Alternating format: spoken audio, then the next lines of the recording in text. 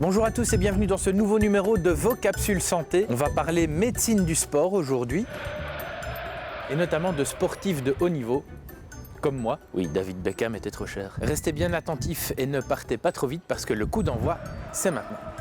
Le sport, c'est bon pour la santé, du moins en règle générale, car ça peut aussi être dangereux. On vous déconseillerait par exemple de jouer au foot avec une boule de bowling, de faire votre jogging sur l'autoroute ou de faire du cyclisme sans vitamines. Oui, mauvais exemple. Loin de ces cas extrêmes, la pratique d'un sport, que ce soit en amateur ou à haut niveau, ne se prend pas à la légère. Des spécialistes de la santé peuvent donner des conseils avisés. Je pense que la médecine du sport a à la fois un rôle préventif et un rôle curatif. Elle a un rôle préventif en ce qui concerne un petit peu le dépistage des grandes affections cardiovasculaires susceptibles de contre-indiquer la pratique du sport. Il y a un autre aspect, l'aspect curatif, qui est essentiellement un aspect de traumatologie du sport. On va faire un diagnostic de blessure et on va également provoquer la réadaptation, la réathlétisation, le traitement de ces blessures. L'activité physique est bonne pour la santé, mais il n'y a rien qui prouve que le sport en excès est bon pour la santé.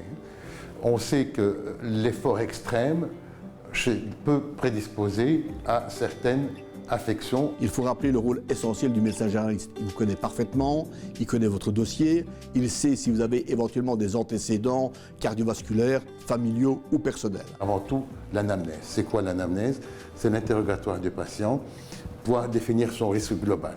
Il y a vraiment deux volets. Il y a la médecine du sport de très haut niveau, qui est, je veux dire, un petit peu confidentielle, parce qu'en général, les grands clubs ont un médecin qui est attaché et ont des filières tout à fait spécifiques. Ça va donc être une médecine de très haut niveau, mais très limitée.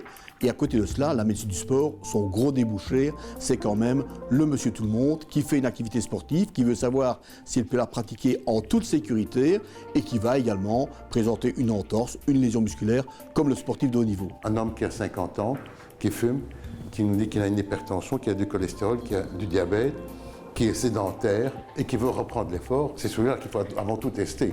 Et les plus dangereux, ce sont ceux qui ont fait du sport jusqu'à 25, 30, 35 ans, puis après 50 ans, ou à l'âge quand ils sont grands-pères, 50, 55, ou sont prépensionnés, qui décident de reprendre le sport comme ils l'ont fait, sans préparation.